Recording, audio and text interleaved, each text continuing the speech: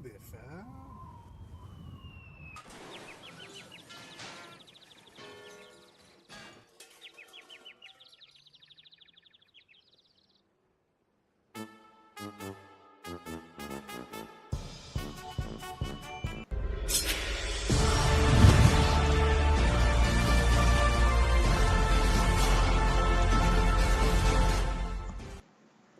Good afternoon, everyone. I am Brad Chester, the tallest man in 40K, and I am here with Sean Dice with Rice.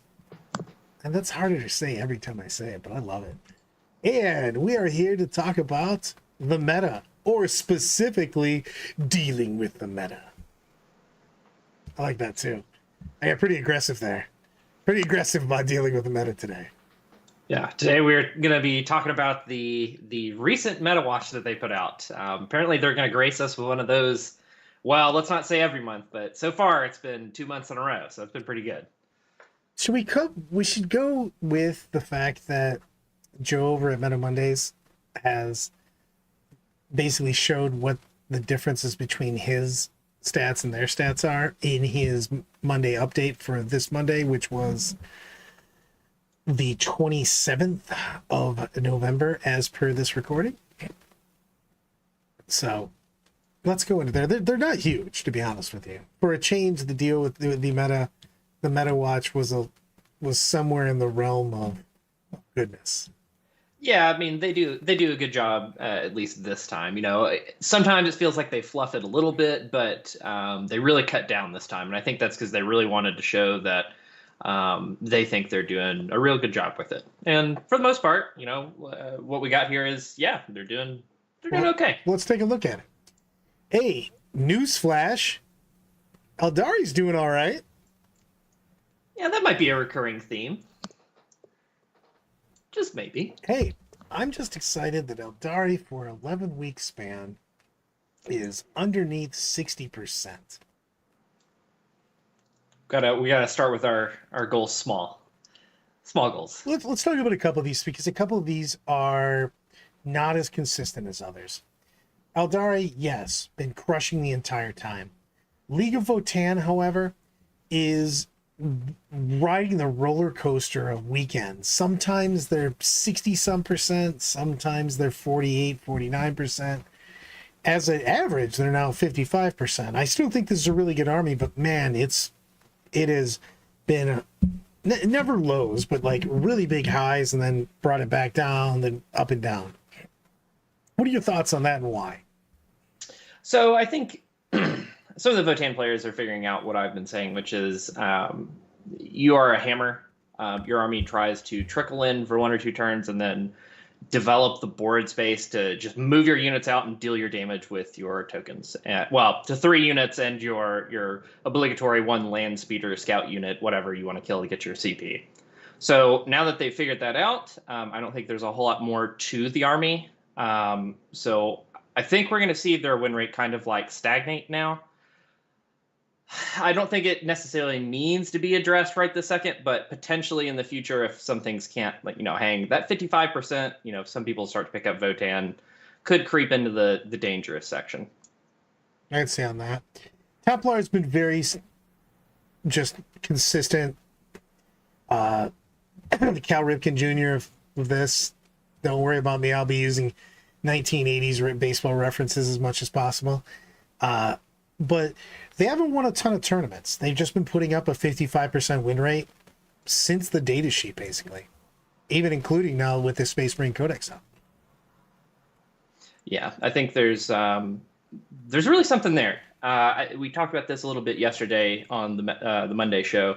I think just their index, Templars, is pretty powerful. Now, obviously, they don't give us the breakdown here of if they're including, Ironstorm in there and Index and Gladius. They kind of just have Black Templars, and then you have Adeptus Astartes down in the other place. So not really sure what they're going with here, because they don't really give us a description of it, but I would assume that means their Index and Ironstorm together. I mean, it has to be, does it not? Yeah, that's what I'm thinking. Yeah. But the overall... Now, the one that is literally trying to put on a fake nose and glasses is Chaos Space Marines. They got them at 54%. Man, this thing at the top, it makes up half of all top 8s. It is 23 wins so far. Yeah. Yeah. I mean, if you just look at plain win percentage, sure. But that army is it the best army right now? That and Eldar, and it beats Eldar. So like it's hard. This is one that has been slowly creeping us up on us for a while.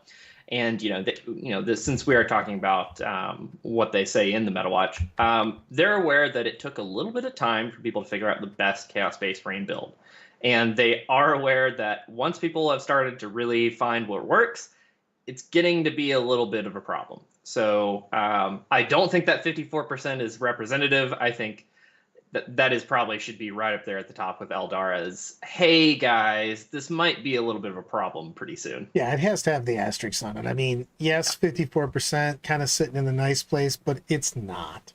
It's just so not. It makes up for so much of top tier play. And I almost want to see, because you've got 1.5 builds, you basically got, well, I could say 2 builds, and you could just say the Accursed Cult is building the other, but there's a lot of people that just playing CSM because they like CSM, so they've got random stuff, and that's fine. But when you're looking at a meta watch, it is important to differentiate what's being played and abused at top tables. You know what I mean? So yeah, that's just a big deal on that. Yeah, and what we're talking about there is, I think there's kind of like Eldari, Chaos Space Marines have a good spread of units that are pretty good. You have like the build around Abaddon and a Hellbrute gunline type build. You have the how many rhinos with Chosen can I actually take build. And then you have, more of the Manichima. I would like to hurt my back and play 6,000 models of the Cursed Cultists and move them around the board constantly. And the fact that it's going to take probably nerfing one of those to see how strong, like, whatever the remaining one is. That's something we're not going to know till January. Well, actually, till after January. So keep an eye on that. Yeah. Get into Orks. I think that the middle here is a couple armies: Orks, Knights, and World Eaters. I think the World Eaters are probably the most powerful of the armies in there. And I don't even know if they're powerful as far as what they're going to consistently do, but that is definitely an army that can make you feel bad if you don't have the tools to deal with it. Orks are just an army that plays the game and plays it well, scores a lot of points. I think I would, not only would I be surprised, I'd be angry if they touch my Orks with anything bad, just because of the fact that it's a very grind out army. CK is a little bit of the same way. I don't think that needs anything. I like where those armies are, to be honest with you. The World Eater is the only one that can make you feel bad, just because of the I can be on top of you turn one and you can do nothing about it kind of thing with certain armies. But they are very honest about it. And actually, I would go one step further. I would say Orks to about Dark Angels, everything in there feels about right to me. I don't feel like if I'm playing with Tyranids or Chaos Demons or against them, that I'm like a huge favorite no matter what, or that if I'm playing with them, I just have no chance of winning. So I think for the most part of those, 10 to 11 factions, I think that's pretty accurate. I think they're actually doing really well. I think they are doing really well. We'll go, Evan, we're going to go into the predictions. I say give me a weekend. As far, I love that, John. CSI motto, move along, nothing to see here. Yeah, this is not the faction you're looking for. Move along. But we've said this a couple times now, Evan. How would you guys fix Eldar and CSM? Mechanics for Eldar. I cannot stress enough. The Incarn costs 100 more points than it originally did. Auto include in a lot of rosters. Night Spinners, I don't even know what a price on a Night Spinner would be to make you not take at least one. It just they need to change the mechanics. I mean, and it's just easy. You just slightly word that one differently. Just stop, make it so it doesn't basically make no advance. That one's just been big. The Incarn's mechanic is bullshit. CSM, on the other hand, is probably just a decent amount of points, to be honest with you. They just punch up really well. Chaos Lord at 75, Chosen at $110 for 5, with all the things they can do. Yep. They could change it a bit if they just make the Undivided Strat 2 CP. That would actually make a big difference too, though. I think, yeah, there's a lot of small things they could do. Just to give you my take on Eldar, the bare minimum, something has to change on the Night Spinner. If they do nothing else but change something on the Night Spinner to make it less oppressive, be that take away dev wounds, take away stopping people from advancing at all and just let them advance, or even just restrict its limitations to only infantry. They need to do something, and if they do that, I think we can start there and see how the meta starts to shape. I mean, to be fair, they could just take the points away and just take those mechanics away. Just make the mechanics not so brutal. I mean, that thing is bonkers town. It has twin link dev wounds, no advance, -2 to move in it, and charge. What? You know what I mean? Like, come on. So, we actually do a bad job of explaining why that's so good. We talk about it, and a lot of people know it, but the real thing is, against artillery factions, you generally want to be pretty aggressive, because if they're going to shoot you at a line of sight, doesn't really matter if they shoot you in line of sight. So you get pretty aggressive and you time up. The problem here is when you pair the very tanky units, such as Wraithguard bricks, where they actively punish you for getting aggressive. Okay, well, if you're going to take a more defensive stance and 3 Night Spinners sit behind a wall all game, 3 Night Spinners put out, let's see, each individual one puts out, the total is going to be, what, 15 D6 plus 15? I believe that's right. And when you look at that and you'd realize all of those are rerolling wounds, and for every 6, it's just 2 wounds. It's the devastating wounds that's the biggest problem. Yeah. You can't just sit. You're like, hey, It doesn't have an AP. No one cares, man, because they're fishing for 6s. They average 4/6 mortal wounds per vehicle. You know what I mean? Yep. So if they have 3, they take out knights. Yeah, I'm saying that. But I mean, they pick up your big tanks. You're looking at a Gladiator. You know what I mean? Those chassis, a Lehman Russ. They can, even on like a slightly, not even a full column shift right, will take out a Lehman Russ. If you shoot 3 Lehman Russ or 3 at 1, it's just nuts.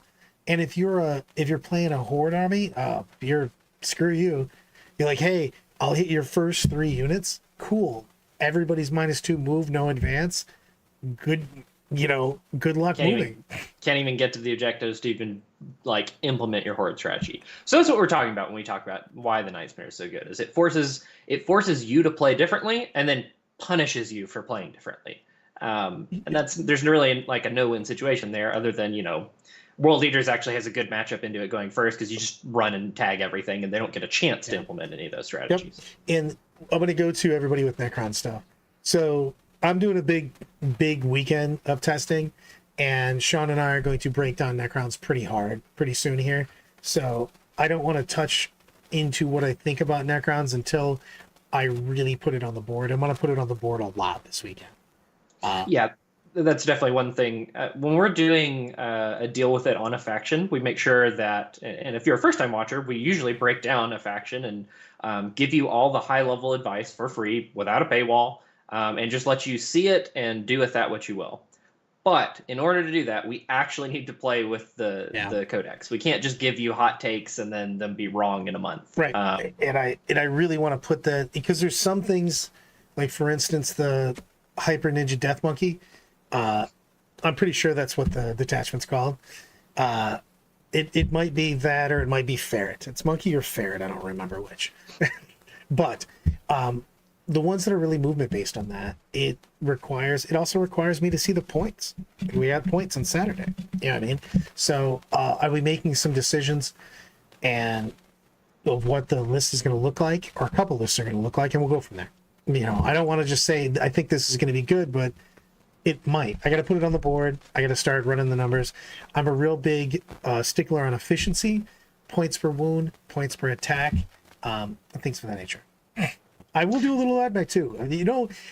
AdMech, as usual, least favorite faction, but I already think that play is a little viable. The problem is AdMech is a little bit worse than everybody else in things that they want to do. I don't think they're bad though, and I think that they might have some super secret mojo. I'll get back to you on that. I need to see the final points on that too, because I think I have some secret sauce in AdMech, and it makes me angry. Oh, that's how you know it's got to be good. So if you check out, yeah, if where Necrons and AdMech are currently, I don't think they're gonna leap up. I don't think, but probably sit around within that Goldilocks is actually right. I don't think either Brad or I got the impression looking at the codexes that it was like unbelievably the best thing to have ever come out. Like certain moments in Ninth Edition. I think it's mostly fair, and you're going to see it kind of sit within that Orks to where they actually sit now range. I think they're going to go up, but it going to 1+. Were Deckers doing well enough to have Lich Guard and Warriors completely gutted? No. Are they going to be a completely different army? Yes. Yes. Is it going to be a good army? Yes. Yes. Unfortunately, you can't play the same thing, and that is a kind of a little bit of a bitch for everybody that was modeling specifically for that, because I do think that you're going to have to bring significantly different looking forces for Necron moving forward.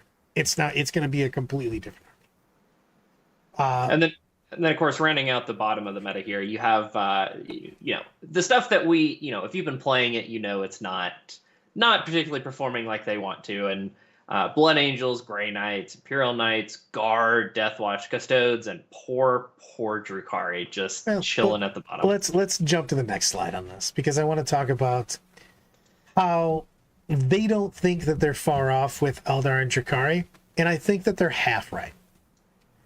So, Eldar, GW's win rate's 57%, Meta Monday's got them at 62% with the mirror remove. GW has Drukhari's win rate at 44%, and the Meta Monday win rate is 41%. I think that Eldar are very, very close to being fine.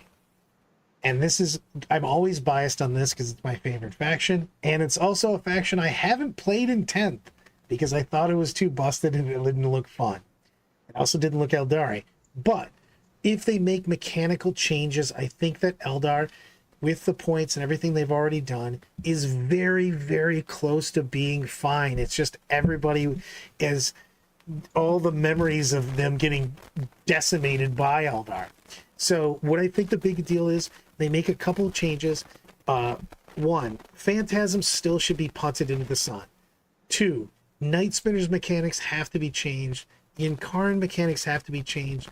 Nothing feels shittier than a Night Spinner hitting you, rolling hot, killing something, and an Incarn showing up in your backfield on turn 1 because you can't do anything about the fact that he just dropped 10 dev wounds on you, and you're like, cool. Those all have to change because they're unfun moments, and they're things that you can't do anything about as a player. You just go, well, suck. You know what I mean? So that's a big deal. But I think that Eldar are very, very close. Now, I don't agree with what they said on Drukhari. I think Drukhari is in a pit of despair. It is literally being currently tortured by a homunculus. Your favorite army has been turned into a living chair that people just sit on. Only the Archon Skari has been able to do something with this. But for the average Dark Eldar player, your army is not fun. And the problem with that is Drukhari's fate is always tied to the Eldar fate, because if you juice up Drukhari too much, what you get is a half Eldar, half Drukhari army, where they take anything that's bad in Drukhari and they replace it with Eldar. Yeah, I think they're really struggling to find the identity that they want for Drukhari, and they are. This, to me, the statement right here that they said, it really leans, and Drukhari players are going to hate this, and I'm sorry. I think they're just going to wait for the codex. I think they're going to wait for the codex to come, and they're going to say, okay, cool, this is what we decided we didn't like from them. Here's this brand new thing. And the only hope is that they give us kind of like the Death Guard treatment, like the holdout. Here's this brand new army rule to add to your army. In double. They did such a good job, okay? We shit on GW about a lot of things. They completely hit the mark. I wish I had the Dumb and Dumber, and you totally redeemed yourself. But They did. Death Guard went from 0 to hero. It's a great faction right now. It's fine. It's literally actually perfect where it is. It's a 51% win rate army that has upside. You know what I mean? I actually believe you. KR goes, they'll probably be at 30% if Scar didn't play them. Yes. Also, what's going on, Todd? But one of the big things about it is that they just need to mechanically fix it. I mean, it needs a Death Guard rehaul. You know what I mean? Yeah. I think they did a good job with that. I think they did a good job with propping Votan up with the way they change stuff. So I have to give GW props on the things that they did do. And we know that they've done it now. They're willing to change an army without a book. You know what I mean? Here's a fully new mechanic for that army. So I feel that there's hope there. And they have to realize that if you put Drukhari on the board and you don't put any Eldar with it, it feels meh. So, yeah. Let's go to the fact that they said exactly Eldar and Chaos Spades are the two best factions in the game. They at least acknowledge that. Because it's wildly better, by the way. Eldar are closer than CSM, weirdly enough. Well, what are your thoughts about that? I actually think that, to be honest with you. I do. I think there's... So this is good. Like, the first step of admitting is admitting you have a problem. And this is a problem. We're going to get a little later in the show, we'll get to why they may not think it so. But this, at least we have it from them directly. Hey, we know these are the two best factions. I think there are some changes you can make, small changes, as Brad's already outlined for Eldar. For CSM, just making it so dark packs hurt you, I think would be a fantastic change. Well, it's such a joke. Well, let's talk about this real quick, because Dark Pact is the chaos ability to either get lethal hits or exploding hits, or sometimes both, Hellbrute. And they take a leadership check, and if they don't pass the leadership check, then they take D3 mortal wounds. Well, the big thing on this is most of the guys have the ability to re-roll that in the first place, and also half these units have a feel no pain against it. So there's no downside to the Dark Pact. There's no even risk. You're just like, occasionally I take a mortal. You're like, yeah, I'm gonna Dark Pact. How many times? All of the times. Every single time. I've been playing CSM for a while just to test out kind of a new idea in 40k lists, this role of like the assassin that has deep strike and ingresses in. And I have never once regretted Dark Pacting. Never. I mean, I would Dark Pact twice if I could. Yep. I definitely would. So I think with small, we could drop them straight to, I honestly think, a true, real 50% win rate if you were to nerf Dark Pacts in some way. Either make them just take flat 3 mortals. Well, you don't know. I'm saying you just make them take mortals, period. Exactly. Or you could, you could just say you're going to take D3 mortals. That's the other way to do it. Just depending on how far you want to push them down. The reality is, currently, they just do way too much. It's also the cost. This is an army that probably just straight needs a little bit Dark Pact, but it just needs points. I mean, when you go, hey, you just wiped my unit, how much did your unit cost? And you're like, the character and the unit were 185. You're like, what? You're like, didn't you just do 10 mortal wounds to me and 20 wounds? You're like, yes. Yep. Good example of that. It is very reasonable to assume when you send 1 Chaos Lord and 5 Uninvited into a Plague Burst Crawler and a Hellbrute, that you just kill both of them. And you have anywhere from 2 to 3 of those units running around. So I'd like to see also with Brad, the points kind of change on them just a little bit. So here's the thing. What are the musts? Let's click on this. Like, before we go to the factions, okay? What are the must-have changes? Because I think that the must changes for Eldar are spinner mechanic, Yunkarn mechanic, and I think that everything else is arguable. I kind of agree with that in one form, as long as I still think Wraithguard need a change. I think you could fix Wraithguard with points. But I agree wholeheartedly. Night Spinner must be changed in some way at the barest of minimums. You must change that model. I'm just going with the must, the things you have to change. Okay, then I'm going to go Night Spinner must change, and I think if you're really going to fix CSM before they become a problem, I think Dark Packs probably need to change in the long term. But if I'm going must, you got to put the Chaos Lord and the Chosen up in points. That is a must. You must do that. I'll get that. So GW said, with all that being said, that they were very happy with the meta overall. I don't disagree with that, because I like the fact that when we're starting to get ready to prepare for tournaments, that I have to work on a lot of things. Like, I can't just go, I need to prepare. I said this last night. It was off screen, actually. We were talking about the fact that if you just prepare for Eldar and CSM, well, you're going to be real bummed, because you're going to face a lot of other things in the meta right now. There's a lot of games played with a lot of different armies. And I do like this quite a bit. Like I said, I'm a GW shill, so I have to say this, but I do think it, though. You know what I mean? Like, we shit all over them for the things they do wrong, and they do a ton of stuff wrong.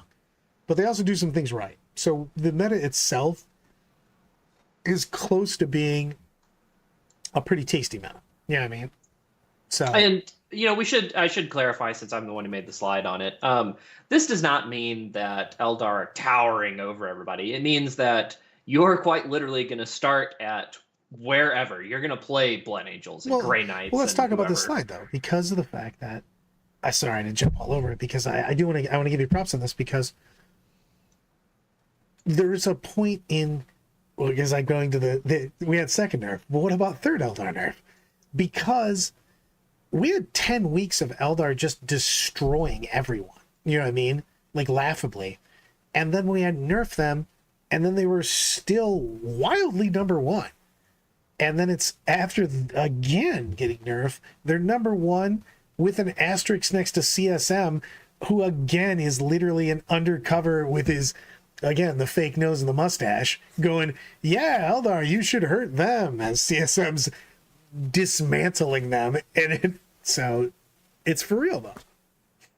Yeah, so at the same time, you will play all these different armies on your way to the top. But once you get there, Eldar's still there. And, as they say, yep, they're aware of that. They know it's one of the best armies. They're definitely still looking to change it. If you go and check out our last Metawatch video, they clearly outlined, hey, this is what we're looking at. We're looking at Wraithguard, Avatar, Night Spinners.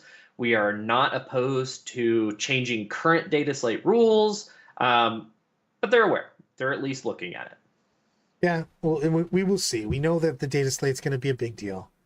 Now, just for KR, we have a slide for it. Please like and subscribe both on Dice with Rice and Death or Glory. It really does help us a ton. Making it so other people can find the video, and also making it so I can turn the lights on. And don't forget to check out our other videos. We've got tons of different factions we've already done, giving you clear and concise advice on how to play the faction, how to actually, develop your own style and the things that you love about it. So go check out those videos too. So GW, you said Orks are OP. And then the win rate went down. Brad Chester is the hero that the Orks deserve. Orks are perfectly fine and do not need any nerfs. I actually think they need a couple buffs. Actually, I don't think they need buffs. I think they need identity, and that'll come with a codex. I want to see the clan, Snakebite, Snakebite, Goffs, everybody. I same thing I feel with Marines. I really want each chapter, clan, dynasty to have its own play style and identity. I don't like the fact that we have this homogenous stamp of this is a power armor guy, this is an orc, this is a Necron. I would really like to see a little bit more individuality in those. And that is just me going on my soapbox because I like the lore and the fluff. No, I think you're right. Orcs are 3 from now, 2 from now. They're coming out with Dark Angels, I believe. Yeah, but like orcs are soon, correct? Yes, actually, I think they're within the next 3 months for absolutely sure. This is a good. This is still a good meta, and I do prefer to have lights on because candlelight does strain my old eyes when I'm trying to read something. I do have a light on right now, and it's killing my soul. My head hurts in another way. Sean put nails in my eyeballs. So the butcher's nails. Butcher's nails, making Brad Angron. All right, now we're gonna make KR and a couple other people sad. Whew! Custodes and Imperial Knights, guys. I'm not even talking about their win rates because they are not great. And as you'll hear them say in the video, they're working on it. They're still aware of it, just like in the previous video that they put out. They're aware that they hit Custodes and Knights a little too hard, and they are in the process of deciding what they want to do with it. And they actually gave a shout out to the fact that they are communicating with testers to try to see, hey, what do you think would actually make a good impact, but not an overpowering impact? So that was good to hear. You know, I think one's easier than the other. Well, I think that the Knight's easier. You know why? Yes. Because you just go, hey, push the rewind button. Because it's synergy. It's the gestalt of everything. It's the meta itself. The meta itself saved Knights after towering it away. The meta had already adjusted to what they could do against Knights. It was the beginning when we didn't have the terrain. We had the towering. We had a couple things. Just give them back their points. One, the bondsman ults. What was up with that? That was just a kick when you're down. You're like, man, we have the Knights down and their head's so close to my foot. Might as well kick them one more time. I love just going off. You're gonna send KR in a frenzy. No one plays them anyways. The Custodes are the one that needs a rework. Imperial Knights, you could literally just go, hey, remember all the stuff we did? We were just joking. Take it all back. You know what I mean? Give them the rerolls. Give them their points back. Towering doesn't exist anymore. There you go. Knights, your win rate will go up. I actually really believe that. Custodes, you did too many small hits to them and you took away their detachment identity. You just need to fix that. I don't think that's doing anything until they get their codex. Their codex is coming out really soon. There's zero things that are going to happen to Custodes until they get their codex. In my opinion. Yeah, I don't think even anything they do will be that impactful until they get their codex, and we know it's going to be soon. And if we were going to do the same thing we did the Muss, I think Muss for Imperial Knights, give them their bondsman back. Yes. Flat out, just give it back to them. For Custodes, I do not think you need to make their unit sizes back to 10. I think you give them some small point drops until their codex, and we're in a holding pattern. You're waiting for the codex. You're waiting for literally, like your katas. Basically, what did Shadowkeepers get? What is everybody getting per? I'd like to see them have more of an identity again, based on which of the detachments you take. But I don't think they're going to get anything until the codex comes out. I'm sorry, but it's just. But the thing is I actually am kind of pumped to see what they do. You know what I mean? So that's a big deal.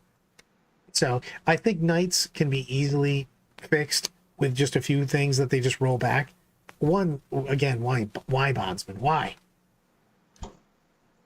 Yeah, it's just something so core to how it looks like they designed everything. Just that's all I have to say on it. It makes no sense to me. So it's a big deal in this, and the Custodes just need your codex. I'm not even going to go anywhere with that. Sorry, Custodes, they're not going to do anything till you get codex. They're just not. I would bet money on that. If I was put in Vegas, I would go all in on that. Imperial Knights, I feel that they'll probably roll points, bondsman up again. They obviously saw how bad it hurt them, and they went way too far. And all they needed to do was say towering. I cannot. I hate. I don't even. One thing that did come up, and then we can move on to the World Championships that they covered. I don't think we need to give Overwatch back to Knights. I think you just leave that as it is. I think they're fine with being just getting bondsmen back and points. I think that the flamer weapons need to have. You could, but then you're splitting hairs. I think it's easier. No, but just I'm to saying say, you don't give it to the knights. You just give that weapon gets Overwatch even on Titanic. oh, you could do that too. You could also just say, yeah. I think You just put it in that's the also weapon. fine. You put it in the weapon profile. That could be an interesting change, and that would actually set a good precedent for splitting up rules like that. But we'll see. We'll see what they do. I am actually going to try out so much stuff. I have Jason coming in from Wisconsin, and he's bringing 7,000 points of Necron. So we have all of the models. Let's talk about the World Championships of Warhammer. Oh, yeah. Oh, yeah. Finals. Vanguard Space Marines versus CSM All of the Things. Uh-oh. Is this a real... I'm going to quote this. Sean Rice. When you're good at the game, faction choice makes less of a difference.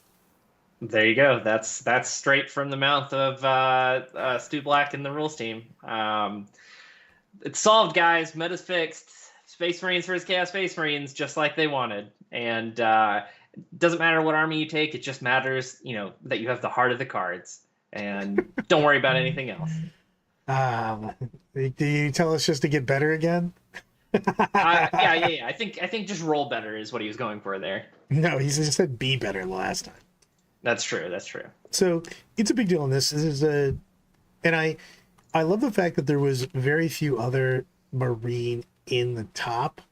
CSM was wildly at the top, so was Eldar. And they were like, Stu's takeaways, Eldar is strong, but not dominant. Eldar were wildly overrepresented at the top. Like wildly overrepresented at the top. But they didn't win. I want to joke with you guys and say that this wasn't his takeaway, but it actually was. So I felt like we could include it. His takeaway is the internet people think that Eldar are too good, and they're wrong because they didn't win. Now, just hit the next slide, Brad. Just because that's how I feel right now. Yeah, I like the kid blowing himself up too. But, yes. Yeah, there's that too. I loved hearing that because I was just like, what? Like there was literally a 2-point game where the Eldar were in the finals. So so maybe we pump the brakes on that, Stu, just a little bit. We address it, we reevaluate, and then finally you can proclaim it loud and proud, and they will actually be strong and not dominant. But for now, let's pump the brakes on that. Now let's talk about the rock paper scissors meta, which is okay. To be honest with you, I do agree with this because it makes it. I like the puzzle of trying to solve the meta and having a weird rock paper scissors meta as opposed to one or two things being overly dominant meta is more fun to try to solve, in my opinion. So I like that. If you take the rock and the paper and you make them slightly worse, then figuring out what the best scissors is, I think is super fun. I enjoy trying to make lists for tournaments, and that's one of my jams. So I love figuring out the answer to this. So some people don't. Some people just want this is the best against everything. I like to figure out my jam. I'm also a special snowflake. I'm a pretty princess that needs people to pay attention to me. So I have a different view on how to make an army. There you go. This is good cop. Good cop is talking. That's his role. GW agrees with you, Brad. They love the rock paper scissors meta. Let's go. You want me to go back to? I can go to the next slide on that. No, yeah. Go to the next slide. I'll let you be the bad cop. I'll be the bad cop. Okay. So what's bad about making Warhammer rock paper scissors? There's some games that do this very successfully, such as like Magic the Gathering. This is something that they often do. The difference is, and where we need to be careful here, because it's dangerous to get into the mentality that it's okay for everything to be rock, paper, scissors. Rock, paper, scissors works because you only have 3 choices, and all of them are equally balanced. That second part there is something you need to be very careful of, because 40K is a game about the choices that you make. And if your choice is automatically undermined at the start of a game because they have intentionally designed it to lose to something else, that is where we need to pump the brakes on that. Now, is it at the top of the meta? Is it fine if Eldar loses to World Eaters that goes first, and World Eaters loses to CSM that goes first, and then, so on and so forth? Yes, that's fine. It's actually preferable from a competitive player standpoint for you to have defined boundaries that you can work within. The downside is if you walk up to a table and they've intentionally designed it so your army loses against your opponents, that's a feels bad moment. If all 27 different factions were all equally balanced, perfect scenario. I don't think we're going to get there, and that's why I think it's bad to have this. I think that's why it's bad to have this mentality, because if you only focus on what you want to be the rock, the paper, and the scissors at any given time, you're basically just inviting Eldar, World Eaters, and CSM into your house and then shutting the door on everybody else standing in the cold. And as long as we're not doing that, then it's great. But I think if you really start to promote your game as, look at us, we're so balanced, we're just as balanced as rock, paper, scissors, that's probably a little dangerous to get into, because it might make you a little lazy in actually fixing problems instead of just saying, well, my golden children are fine, everybody else just needs to get good. I mean, we've had that happen before. Case in point. Unbalanced Dataslate and points coming at the end of January. Is it the end of January? Is it the beginning of January? The world may never know. Oh no, I'm here to tell you, from the last one, they said the second week of January, and they have firmly stated now. So basically, whatever the cutoff for LVO is, the day after. Got it. Exactly. Yep, that's what they're going for. And as you hit the next slide. Yep. That's why they did it. Well, let's go into then where we're going to make bold predictions then, which we've got another slide coming on this, but I do want to talk about what do we think the new stuff is going to impact at all, if at all. AdMech and Necrons are out, and they're going to be ready. And we assume that either Orcs or Dark Angels are also going to be ready. I think that's not a far off shot. I think Orcs would be more meta defining, or not meta defining, but meta adjusting. Yep. Than DA would, because we've already got solid Marine play already that you have to deal with, and I don't think that it's going to be wildly out of the box for what they're going to put out. Maybe it's super OP at, you know what I mean, coming out of the box, but I don't think you're going to see it be nutty as far as if you're already getting ready for Vanguard, you're already getting ready for Ironstorm and Black Templars. I don't think that you're going to have to change wildly for DA. I think that if Orcs get a codex that has dominant speed freaks or crazy snakebite detachment, that has just a million guys in your face, you might have to change for that or both, to be honest with you. You know what I mean? Or a super crazy shooting army, freebooter style kind of thing. So I think that will shake up the meta more. In my personal opinion right now, again, we're going to be doing a bunch of testing for Necrons and looking into the AdMech. I think both of them are going to be good, but they're going to be where they already were, which is 50-some%. I just need to make sure I have the proper battlefield roles already in place for those armies. That's exactly my thoughts. I think that for Necrons and AdMech, barring some crazy combination we don't see right off the bat, I think the tools that you're already bringing to handle them are still going to handle them. I think their Necrons in particular are not going to be as tough as they were. And if you are already aware of how to play against them, those same strategies are still valid, and it's even a little easier. AdMech, I don't think a lot of people are playing against AdMech too often, but again, just playing good, solid Warhammer will net you a lot of wins, as long as you know your army well and you know what your plan is against basically an opponent with okay shooting and good mobility. Dark Angels, I think it's the same thing. If you know how to play against Space Marines, if you already feel like you have good weapons in a Space Marines, which what it comes down to most of the time, you're going to be fine. Orcs are the one that have the most potential to just be wild. They could be unbelievably good based on how good they are right now and just getting improvements.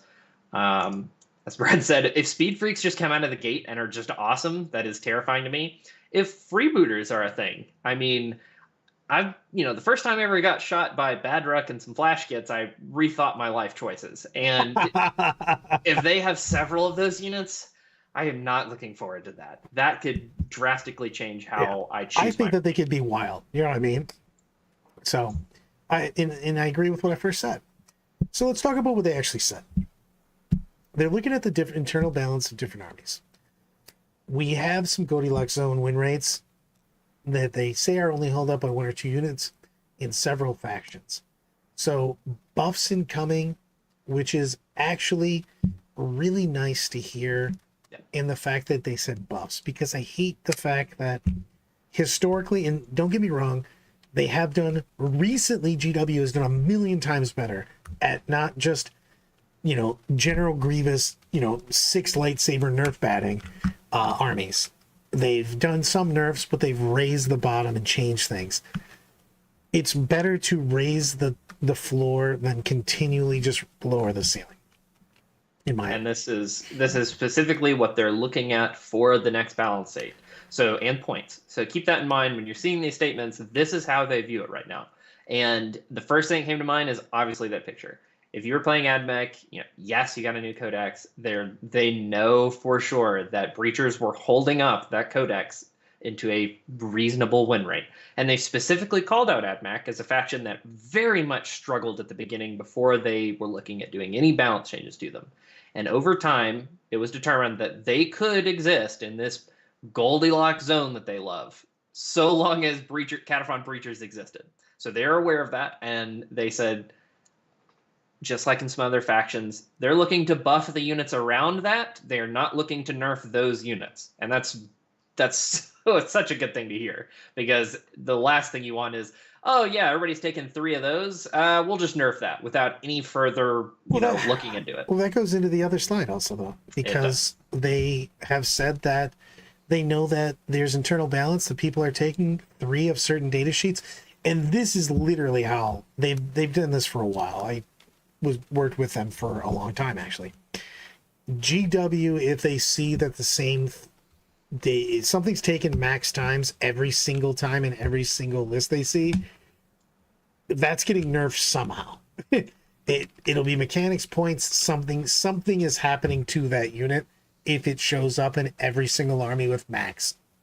And that has always been their philosophy, that's going to happen. Period. Oh, and their metric for that is actually a little bit different than we might think.